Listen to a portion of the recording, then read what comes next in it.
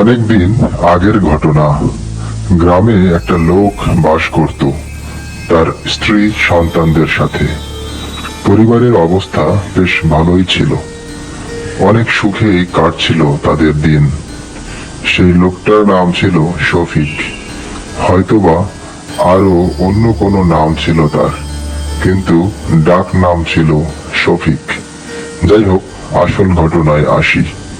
একদিন হঠাৎ শোনা গেল যে শফিককে নাকি পরীতে ধরেছে। আবার কেউ বলছে ভূতে, আবার কেউ বা বলছে কালি ধরেছে। শফিকের বাড়ি ফকিরের আসা যাওয়া শুরু হয়ে গেল। অনেক ফকিরের অনেক মত। মাঝে মাঝে প্রায় কিছুদিন পর পর শফিকের ভয়ঙ্কর আচরণ দেখা যেত।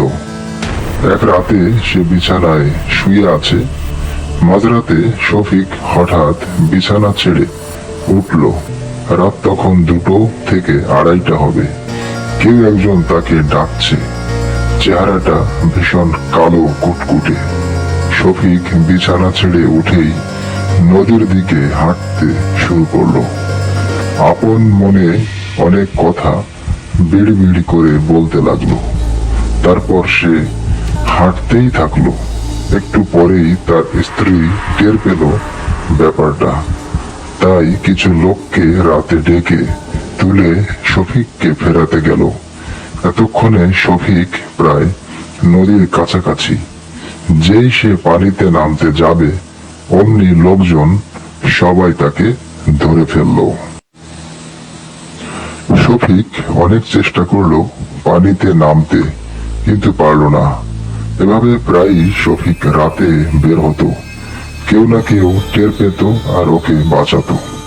এখন আবার কেউ কেউ বলতে শুরু করলো যে নদীর কোনো অশুভ শক্তি ওর উপর ভর করেছে। গ্রামে মানুষ নদীর এই অশুভ শক্তিকে মাসান নামেই চিনে। এই মাসানের অনেক ক্ষমতা। দিনেও এরা যাদের রাশি খারাপ তাদের আক্রমণ করতে পারে। কেউ এদের কাছে বেঁচে যায়, কেউ বা বাঁচতেই পারে না। যারা বেঁচে যায় তাদের চেহারা অনেক শুকিয়ে যায়, আর তারা আর কোনোদিন নদীতে নামতেই চায় না। আসলে হয়তোবা এটাই ঠিক। এক রাতে শফিক মাঝরাতে উঠল, তবে এবার কিন্তু নদীতে গেল না। সে এলো মসজিদে। ফজর নামাজের সময় সে নিজে আজান দিয়ে নামাজ আদায় করলো এবং দুপুরে এলো নদীতে মাছ ধরতে। সাথে স্ত্রী আর ছেলে ছিল। কিছুক্ষণ মাছ ধরার পর হঠাৎ শফিকের স্ত্রী শফিককে বলে বাড়ি চলে গেল। সে মাছ মারছে তো মারছেই।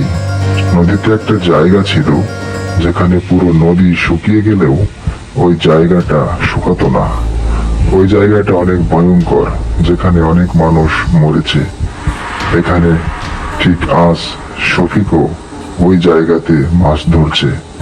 ভাবছেন সবাই জানে ওই জায়গাটা ভালো না, কিন্তু শফিক কেন ওখানে গেল মাছ ধরতে? আসলে শফিক ছিল সাহসী, আর নদীর ওই ভয়ানক জায়গাটিকে সে বিশ্বাস করতো না। যাই হোক, সে পানিতে ডুব দিল, মাছ ধরলো। কিন্তু এবার ডুবটা দেওয়ার পর কেন জানি শফিক আর উপরে উঠছে না। 5 মিনিট 10 মিনিট কেটে যায়, সে আর পানি থেকে ওঠে না। ওই যে পানিতে ডুব দিল, সে আর উঠছেই না। তার ছেলে চিৎকার চেঁচামেচি শুরু করলো।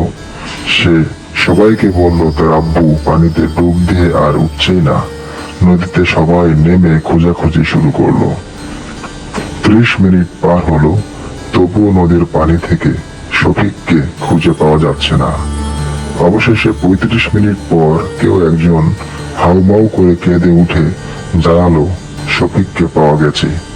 শফিকের স্ত্রী নিজেই তার স্বামীকে খুঁজে পেল।